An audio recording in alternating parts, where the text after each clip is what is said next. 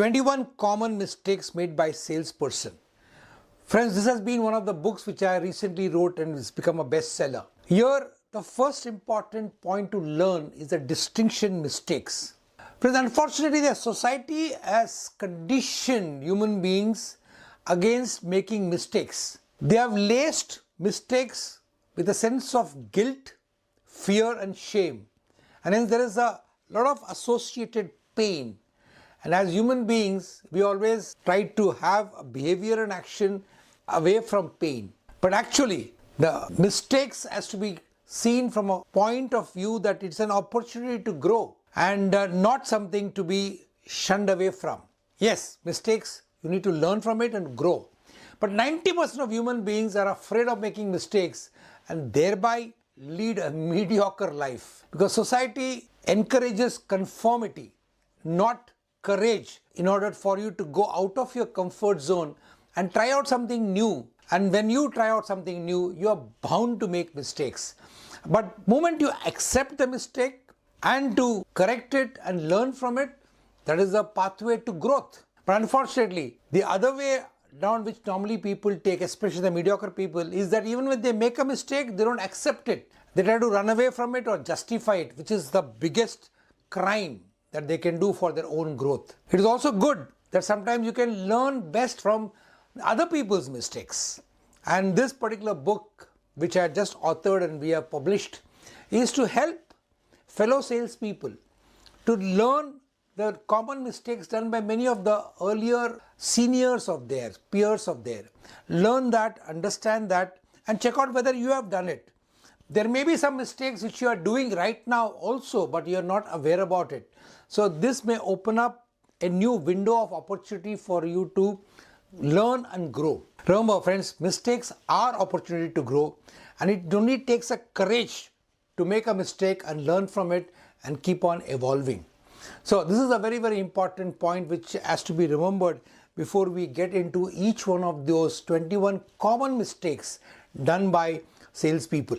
The first common mistake is called rationalizing sales call failure. When many of the mediocre salespeople who don't achieve big successes or who are mediocre in their performance are these people who have the tendency to rationalize, justify, or blame somebody else or complain against outsiders for whatever lack of sales effectiveness or for them to achieve their targets. Indirectly, this means they don't want to take responsibility for everything that happens in their life. And they are having this tendency to pass the buck. And that can be one of the biggest growth sappers or growth barriers for any human being. This has to be remembered by every salesperson, that I am totally and solely responsible for every results in my life. If we can just shift this mindset to this particular aspect, I promise you every sales call would be an opportunity for him to learn and grow. More so the sales call which does not give him the results or the outcome which he wants. If you can really analyze candidly, where did he go wrong? Instead of blaming the prospect, you find out as to what is it that you didn't do or what was the gap. And if you go by that type of a point of view, I promise you will be able to find out something which you could have done better or which you can again revisit this customer and work on. And that's the best way in which you can assure to get your desired outcome of every sales call. That was the first mistake. Second one is sales call becoming very monotonous with the same sales pitch. Friend, this is a sign that a salesperson is not interested, he is not involved, he is not committed, he is not 100% in his job. And automatically, when you take your job as something of a must-do thing without taking it as a choice, you're going to get into a routine and you're going to make your entire vocation boring. Because I want everybody to get present to this very important distinction. Your most important activity in your life is your work. If you stop taking enjoyment out of your work, I promise you, you are pushing your life towards drudgery. Because the work distinction is a very important thing, and people who have this tendency to make their work monotonous the same sales speech, doing into like a robotic, is bound to have less amount of success, because selling is an emotional contact game, and every person whom you call up, every prospect is different and unique, and with his own individualized need, desire, problem. So you have to customize every sales call. And sales call is not a presentation. Sales call is more of a conversation. So when you remember all these truths about sales and selling, you need to ensure that you are able to use your creativity, imagination, and thereby innovate every call and customize every sales presentation as per individualized customer's need, and thereby go towards achieving a win-win transaction. So the salespeople who are suffering from monotony has to reintrospect their own commitment towards their job and ensure they are able to use the beautiful opportunity of selling in order to advance themselves in life. Third point is be a lopsided personality. For lopsided personality are people who are uninteresting people, who are uninterested in a lot of new things. They stay within the comfort zone. They are again people who are having this challenge of not try out something new. They lack inquisitiveness and curiosity. And as we have seen earlier, the 6 cylinders of knowledge, for any salesperson to be effective and to be considered like a consultant, he needs to have mastery over the economy, industry, company, product and applications, attitude, and also selling skill. And each of these pillars have got huge opportunity for growth, development, and continuous learning. And if a salesperson takes interest in updating himself in all these cylinders, he definitely cannot be lopsided, and you would automatically develop into an holistic, all-rounded personality who would be a pleasure to meet. Because ultimately, remember friends, you are meeting fellow human beings, and human beings are social animals, and each human being has got their own specific or specialized interest. And for you to build up rapport, which is one of the most important of all the selling process steps, you need to ensure that you're able to talk in terms of the other person's interest. And how is it possible if you yourself are not aware, or you have not taken interest in finding out about as much knowledge as it is available there? You have to be in tune with the latest thing happening in all fields, be it politics, be it in society, culture, sports, and be abreast. And in case if the customer is giving an opinion about any of them, you can add your bit in ensuring that you are able to converse with them and thereby make the entire conversation and relationship closer. The fourth point, my friend, is not realizing and using the importance of facts and figures. Friends, business is nothing but a number game. And remember, numbers don't lie. And what does not get measured does not get managed. And numbers are the right indicators of performance. And anytime you fall a prey to impressions rather than numbers, you are actually going down the rail. You'll never be able to identify the trends, or you'll never be able to anticipate what is going to be required by the market. I remember Narayana Murthy, one of the people whom I really revere, he always used to tell his colleagues, whenever he used to go for a meeting, don't give me impressions, I want facts and figures. And that is the importance of facts and figures. Each of us should know the numbers of our territory in terms of your market potential, market growth, market share, market position. And when you have the numbers, you will be able to really identify the real reason. It is also said in the sales parlance that well-explained failure is better than an unexplained success. And if you can explain the failures in terms of numbers and give rationalized, proper scientific reason, you'll be able to correct them and thereby ensure that your territory is able to yield you the maximum amount of potential. So have numbers, keep numbers, work on numbers, analyze numbers, and thereby get control over your territory and your business. Fifth point, my friend, is ignoring the law of attrition and law of average. Here, friends, we have got two laws, very, very powerful. First is the law of attrition. What it says is that every year, invariably, you're going to lose out some customers. This is inevitable. And you're going to lose customers because, as they say in overall global research, 1% die, 3% move away. 5% of the customers form other friendships, 9% for competitive reasons, 16% due to product dissatisfaction, and 68% maybe because of some attitude of indifference by your team.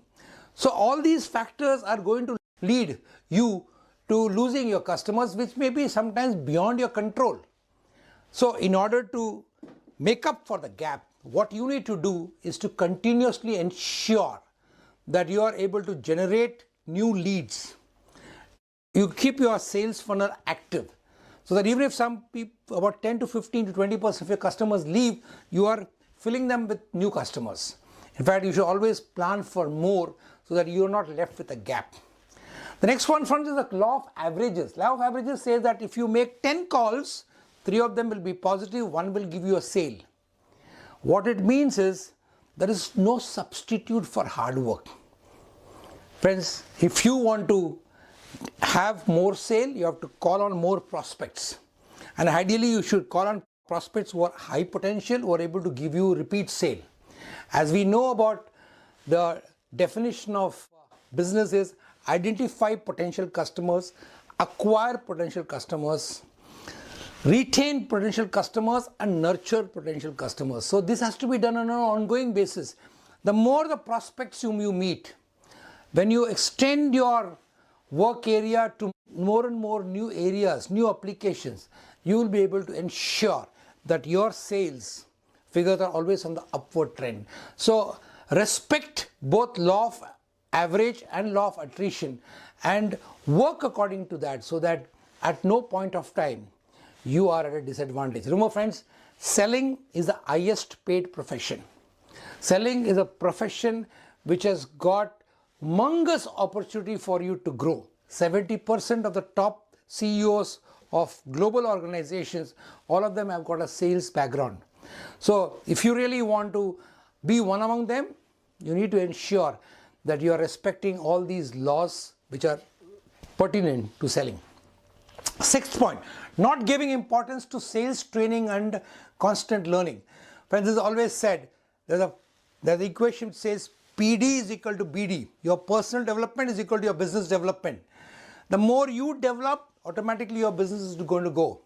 You are or you attract, the more you become attractive in terms of your competence.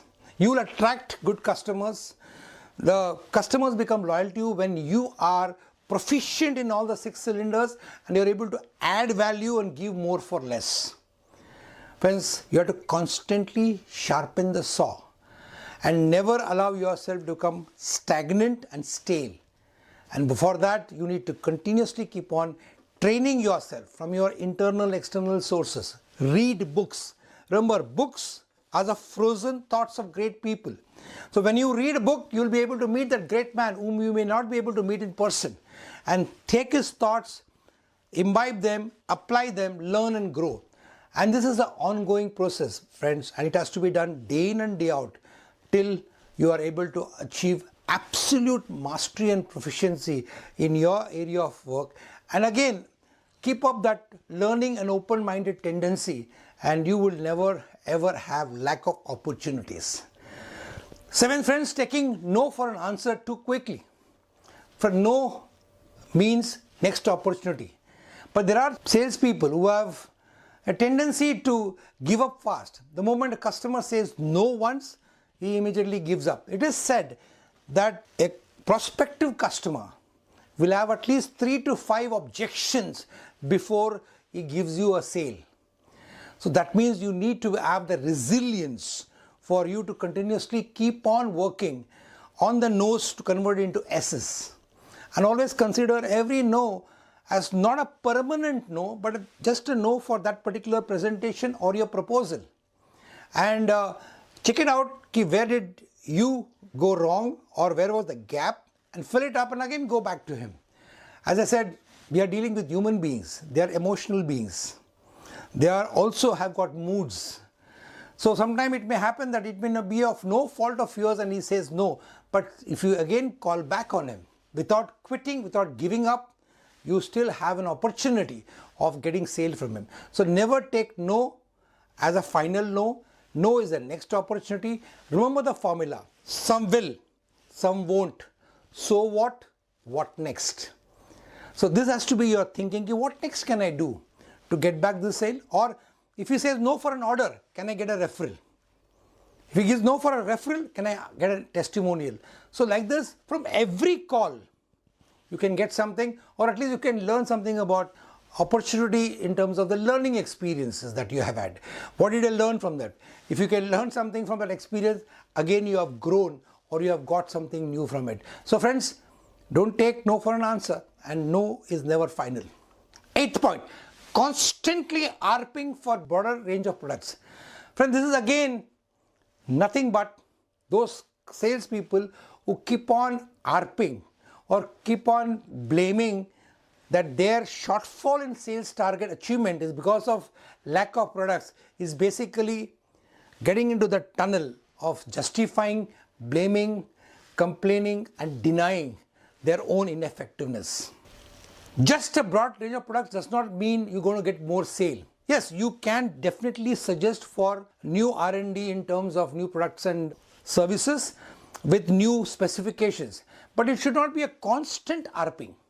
Okay? First, do justice for the product range that you have got. In fact, when you have too broad a range of products, it's difficult to manage because we all have got limited time as a resource.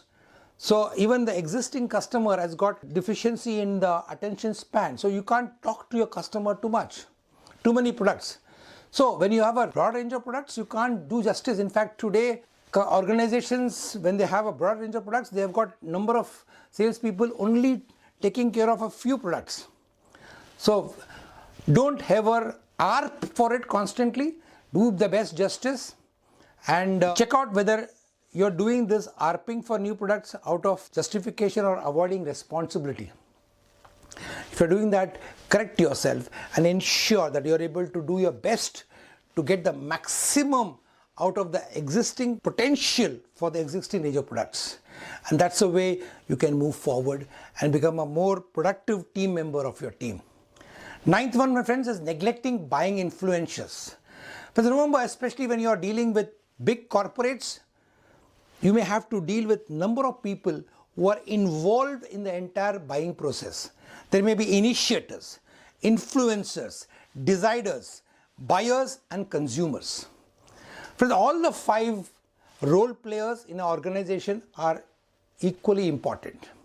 The person who initiates an inquiry and gives the inquiry has to be respected.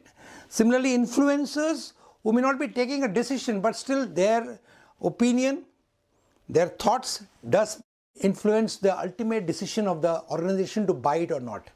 And there may be deciders, there may be buyers and there may be consumers. So you need to ensure that you know which role which person is playing and ensure that you give a respect to all of them. Remember friends, this is very important. Maintain and enhance self-esteem of all your customers. At no point of time, if a human being's self-esteem is hurt, he is going to become your opponent. He is going to become somebody who is going to stop you from getting what you want because your hurt is self-esteem. So ensure that all the members of the team, you respect them. Maybe you may spend a little bit more time with a decider and buyer, no problem. But at no point of time do you make any other members who may be influencers or initiators or consumers anyway less. And when you keep this positive mindset and this important point that every salesperson is a good human being, and as a good human being you always care, respect, take responsibility and you're knowledgeable about every member of the team. And if you keep this, my friends, I promise you that you will be able to achieve your sales target with a lot of ease and grace. The 10th common mistakes done by salespeople is ducking dissatisfied customers and so-called difficult and unfriendly customers. Friends, remember, customers generally expect response and acknowledgement. Whenever there is an element of dissatisfaction and when a customer calls you, remember, 7 out of 10 dissatisfied customers don't even bother to call back the source of the supply. Only 30% of them call back, and many of them call back because they are your so-called loyal customers and they want to do business with you. They just want to inform you the gap between your promise and their product performances. So just listening to them and contacting them immediately is the first step in order to assuage their feelings. Sometimes just listening to them will satisfy them. But very important thing is, a satisfied, happy customer may give you 5 to 10 new referrals and business opportunity. But remember, one dissatisfied customer can take away thousands of your customers, especially in today's digital world. So you need to be understanding the relevance and the importance of addressing the dissatisfied customers. A complaining customer, as I told you earlier, is a loyal customer. He has been upset either because of the thwarted intention, as we know about the upset technology, or some unfulfilled expectation, or some undelivered communication. Remember, these are the three important philosophy behind upsets. So maybe their intention was different. So you need to understand these concepts and ensure that you are able to contact them immediately and ensure they are able to resolve it. And in case if you feel that whatever remedial step has to be taken, especially for your long-term potential customer, it has to be administered immediately. Many times, even the smaller customers can become your huge source of referral, and their testimonial can add value to your business. Second important dimension of this particular mistake is the so-called difficult and unfriendly customers. There are people with different nature. They come from different culture, background, and some of them may be rude. But in case if they are potential, then even if they are rude, you as a sales commando who knows the art and science of selling should be able to tackle them. Remember, very important thing, my friends, that an unfriendly customer, a rude customer is rude for everybody. So if you as a sales commando is able to convince them and make them your customer, I promise you, you will be able to keep them as a loyal customer for a long time. So that's the reason why it's very important that sometimes when you see a rude or unpleasant or a difficult customer, you should latch on to them. Yes, initially they may take little more time, 5, 7, 10 calls. But if they are potential, they will become much more safer for you, because for the competitor also, you will have the same type of nature. So it will be difficult for the competitor, unless until is really good like you, to convince him. So both these points are very important, and for you to understand and take advantage of this particular mistakes and don't fall prey to this particular aspect of avoiding dissatisfied customer or avoiding difficult customers. Second aspect. Now let's go to the 11th point. Not visiting customer and thereby reap greater benefits. Friends, remember, your objective with every customer is you want them to become your loyal customer, your advocators, and you want them to be a lifelong customers, and you also want to have the maximum customers wallet share, or as we call it, customer share. To enable you to get this, one of the best way is to not only meet the customer, in case if your product is being used by customer to visit them.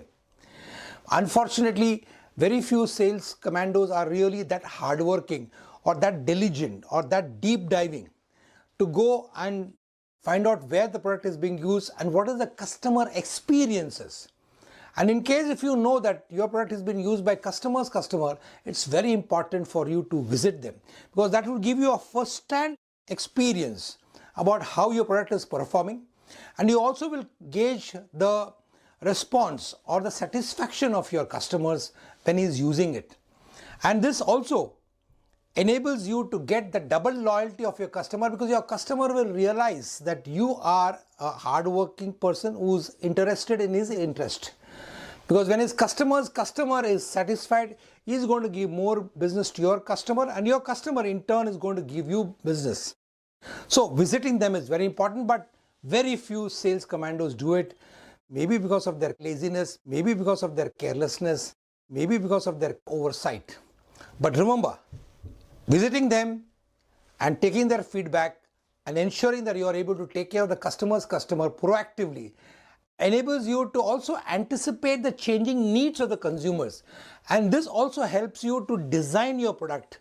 And you can give a feedback to your manufacturing unit. And this again helps you to be one step ahead of the competition, because you now know what exactly they require it. And this is what is very, very important for you to ensure that you have a long-term profitable customer. This is the 11th point, which is important. 12th is, friends, ignoring old customers and forgetting that the old customers are your gold mine. But a very, very important point. The first and foremost thing is, to get one new customer, it takes 5 to 7 calls. And sometimes that first sale which you get from many of the customers doesn't even give you back the cost of acquiring. The real profit with any customer happens when you have a repeat sale, because in the repeat sale you don't have to spend much money. Sometimes the customer himself calls you and gives you order. But it is important that you proactively meet the customer. Remember that formula. You first have an agreement with the customer, then you deliver, then you ensure that you assure them after the delivery is over, and then you explore. But the tragedy, friends, is 78% of sales people do not visit their client after the first call, which is a disaster. Because, friends, remember, your old customers can give you repeat sale, he can give you referral, and he can give you testimonial. And remember, friends, one referral is equal to 15 cold calls, which is a huge benefit. In fact, they say that if a salesperson is really smart and he knows the art and science of selling, after the first month in any profession, any territory, he need not do a cold call, because cold calls are quite painful. Cold calls are quite expensive, and cold calls are also very time intensive. So if you want to avoid that, if you can really work on your old customers and ensure that you get the maximum leverage out of their referrals, resale, reorder as we call it as, and also as testimonials. The 13th point, friends, is consider customer as a god and thereby losing on the balance selling. But remember, whenever you ask any salesperson, normally the novices one or untrained one always thinks that the customer is a god or customer is a king. Actually, this is again a big mistake. You have to consider that every sales transaction is a business transaction where there's an exchange. You are giving your worthy product and services in exchange for the money. So nobody is doing a favor on you. Customer is not doing a favor on you. Customer has got a problem and your product and services is able to become a solution for that. So never ever consider customer as a god. Customer is your professional friend. And that is what has to be the way you have to relate to him. It doesn't mean that you don't have to respect him. You care for him, you respect him, you are responsible for him. But don't have a subservient feeling. Don't feel that you are anyway less. You are on an equal platform. And remember, friends, in case you have a subservient feeling and if you keep him on a very high pedestal, then your ability to negotiate gets hugely compromised, which is the reason why many times salespeople get a very adverse sales term and lose money in the transaction, and thereby many businesses even get shut down because they don't realize that when they negotiate on the premise that the customer is God and you accept whatever he says, you're going to have a difficult time. You will not be able to have a win-win. You generally have a lose-win, and thereby you are able to take a very, very bad beating in your business transaction, which is not healthy. So consider your customer as a professional friend, not as a king. The 14th one is keeping on servicing non-profitable customers. A very, very important thing. But we are all in business for profit. Profit is not a dirty word. Your business or your organization cannot run if your organization doesn't make profit. It is said that minimum 15% growth in profit, revenue, and cash flow has to be there for you to sustain yourself on an even keel. So all these three are very, very essential for sustaining a business. It is normally said by a very brilliant Harvard business study that every organization should do a study about their customers and check out what is the rate of return that you get by the amount of resources that you are spending. It is said that 10 to 15% of your customers many times needs to be let go in order for you to ensure that you are able to get new customers. Because remember, nature abhors vacuum.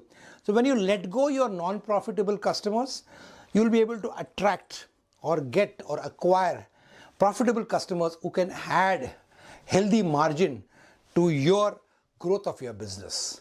But remember friends, profit is not a dirty word. Without healthy profit, without healthy cash flow, without healthy growth, no business can sustain in this volatile, uncertain, complex and ambiguous world.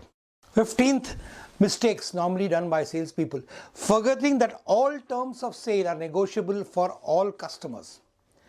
Friends, many times it so happens, especially the new coming business, when they approach huge, high potential, big volume buying customers, there's a tendency for that high potential, high volume buying customers to squeeze you. They impose very adverse terms of sale, and then beginners, the new small and medium enterprises succumb to the pressure. They use terms like, it is our policy, this is our finalized term, we can't change it. And on that premise, they exploit and they take a very, very one-sided terms of business. And this is the reason why 8 out of the 10 new businesses which start close down in the first 5 to 7 years. Mainly because many of the sales business owners or entrepreneurs have never undergone a scientifically curated and well facilitated business development program or sales development program. Because remember, you never have to be subservient to your customer. You also need to remember that every term of business is negotiable, irrespective of what level the company is.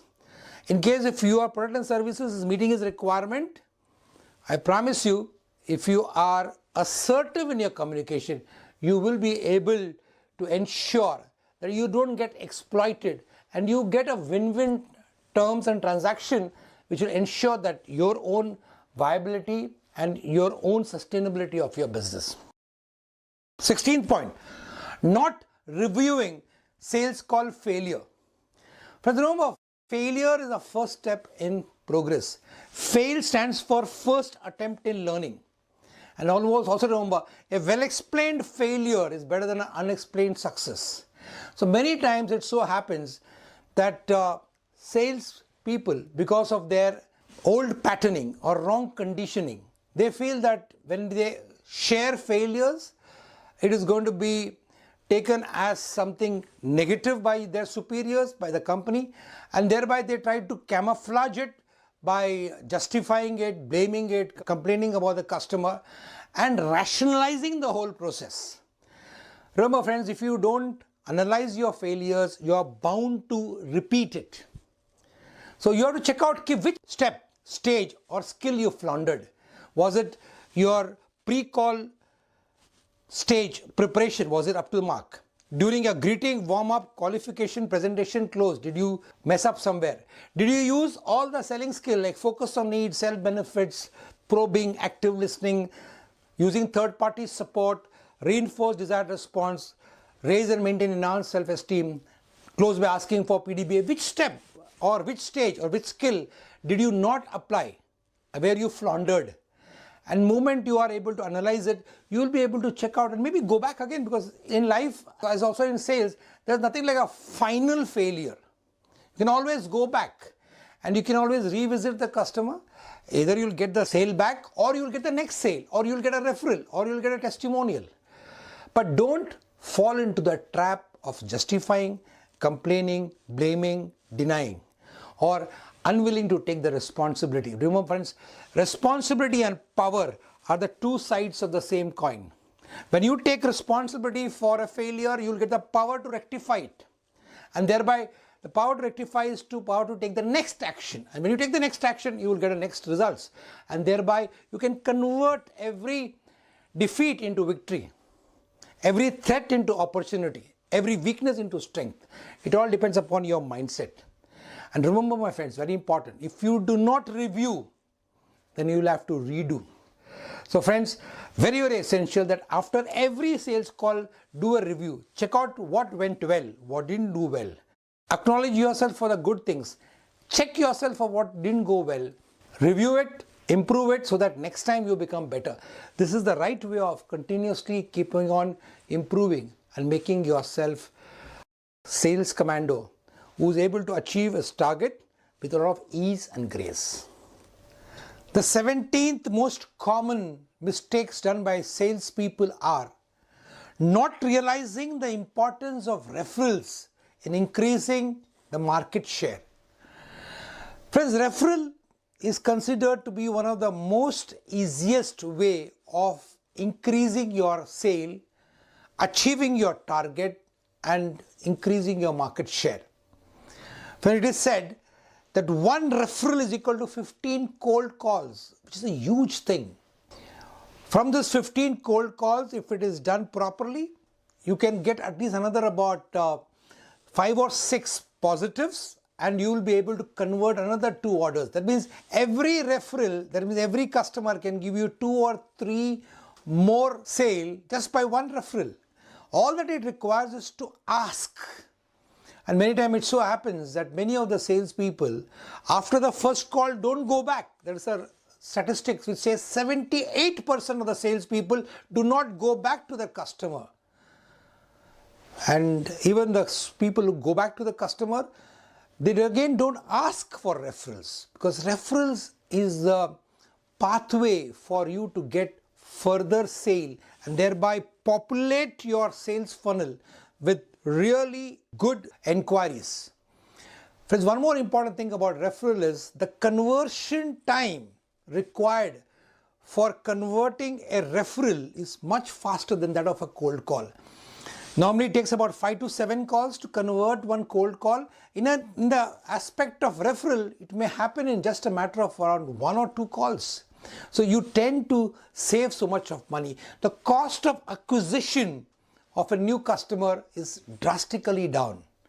So consciously ensure that as a salesperson, it is your right to ask for the referral, for the testimonials and for orders. And I promise you, if you ask diligently, you will be able to get it very, very easily. So hence remember, asking is your right. Ask specifically, ask to the person who can give you, ask till you get it. And if you remember all these principles of asking, you will be able to ensure to make your sales journey much more enjoyable and easy.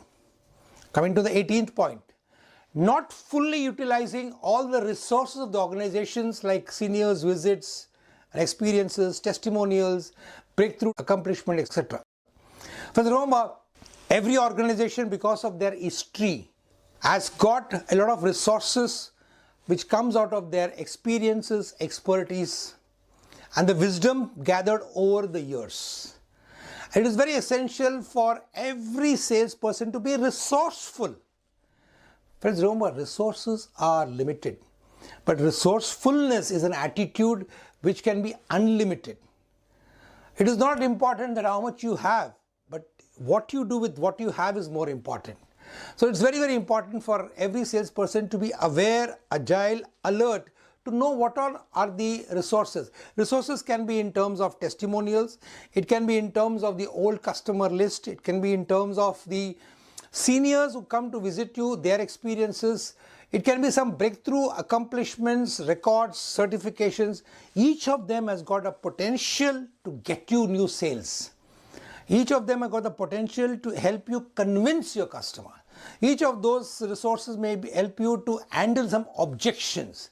So you need to be aware about it, agile and alert to make use of them in convincing your prospects into your sale, or to get repeat sales from your customer, or to get more credibility from your customer, or to reinforce the confidence and the belief that your customer has on your company by showing them these testimonials, these accomplishments, these certificates, so on and so forth. So friends, be resourceful and ensure that you're able to leverage all the resources that your organization has got to ensure that you're able to achieve your sales target and thereby increase your market share and improve your market position. 19th common mistakes done by salespeople is lack of objection handling and negotiation skill. Friends, objection handling and negotiation skill are advanced skills which every salesperson should try to learn, understand and master. And they're all learnable skills.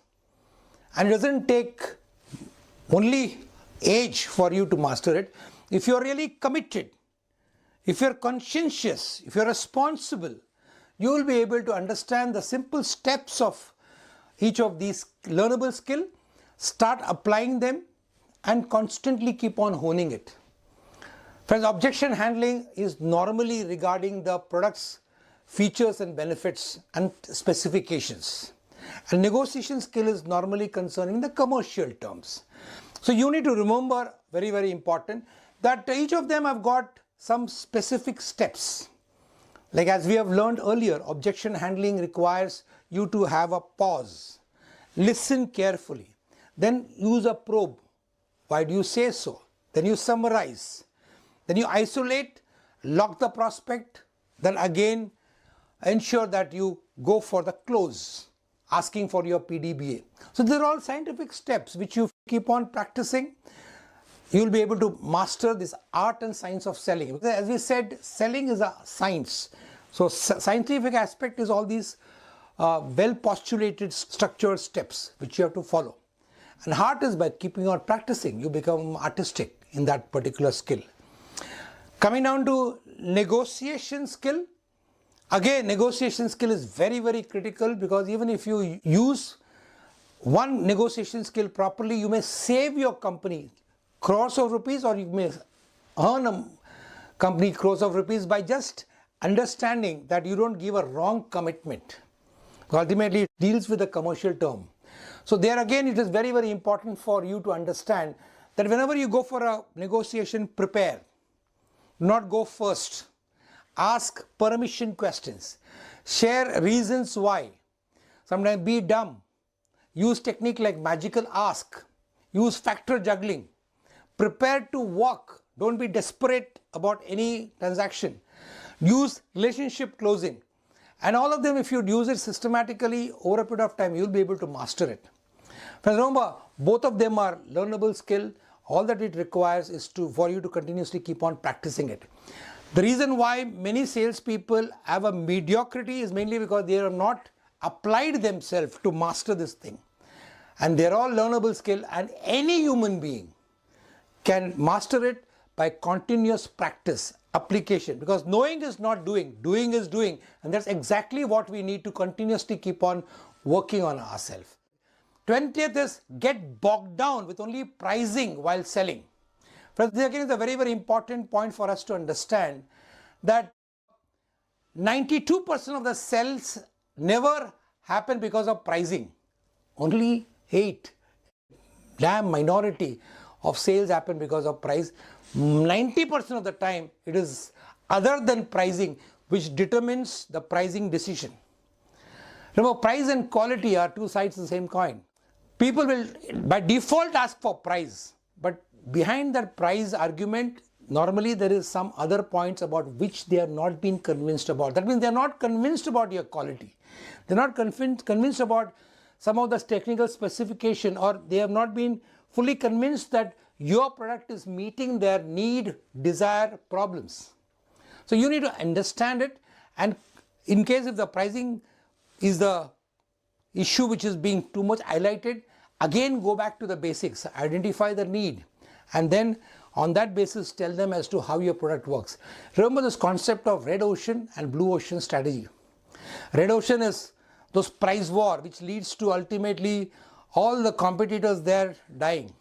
Whereas it is a blue ocean wherein you are positioning yourself as somebody unique, and you are selling not on price, you are selling on your value addition, where you are selling on the basis of the solution, the quality of solution, and the innovativeness, the creativity of your products and services that you offer, and other intangible things like dependability, credibility. All these are very, very important for you to enjoy the benefit of selling on quality rather than on price. And every professional salesperson never ever sells on pricing. It is always on the other aspects like quality, your design, innovativeness, creativity, brand image, dependability. Those factors have a higher stake, especially for every buyer to buy. The 21st one, my friends, which is the most important one again, not sharpening the 6 cylinders of knowledge continuously. Friends, remember, as I told you, sales is art and a science. And the person who masters both the art and science becomes really good. And as I say again and repeat, selling is the most highly paid profession in the world. All over the world, every organization requires sales commandos who are considered to be masters. And 6 cylinders of knowledge is what distinguishes consultant or a master from that of a vendor or an order taker. And as we know, mastery is a success mindset. And mastery is a continuous process of continuously working on sharpening all those 6 cylinders of knowledge regarding the economy, industry, company, product and services, selling skill and attitude. And these are all continuous area of subjects which keep on broadening and keep on improving. And if you as a salesperson keep on keeping yourself abreast of these knowledge, you will be able to always add value to your customers, give more for less, and thereby become a consultant every time you are in front of your customer, and thereby the customer willingly gives you orders and ensures that you achieve your sales target and you make your company more productive and profitable.